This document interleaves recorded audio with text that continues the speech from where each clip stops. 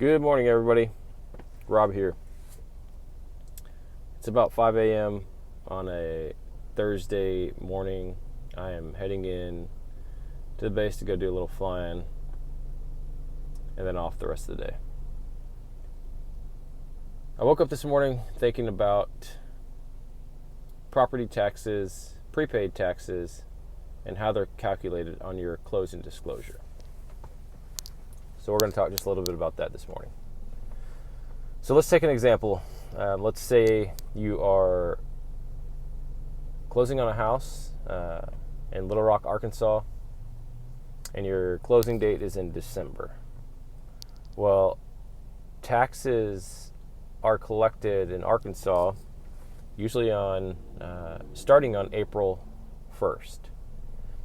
And then you have until October to pay them. If you don't pay them by October, there's a 10% penalty increase on the taxes.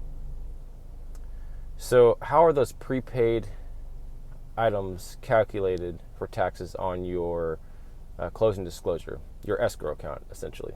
And again, your escrow account it's not a fee. It is money that goes into your account that your loan servicer uses to pay your property taxes and your property insurance. So if you are closing in December and your property taxes are due in April, that means you'll only be in the house for probably January, February, March, so roughly around three months before taxes are due. So 3 months of mortgage payments. So that means that the other 9 months of the year, you're still going to need to pay taxes for your property, even though you aren't living there. And we'll talk about that here in a second. So you're going to need a full 12 months. So those prepaid items are probably going to show around 11 or 12 months of property taxes, so that you have the money in your escrow to pay your taxes whenever they come due. But you're probably thinking, and the loan servicer is always going to pad that by a couple months in case there's an increase in property taxes.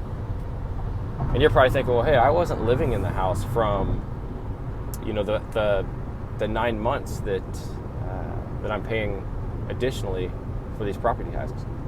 Well, that should show up, or that will show up as a credit, a credit to the buyer from the seller in the closing disclosure.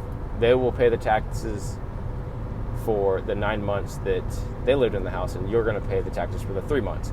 But you're going to pay all of them out of your escrow account. So you'll just get a credit from the seller. So I hope that clears up any confusion on property taxes and how they calculate how many months of prepaid taxes are going to be in your closing disclosure.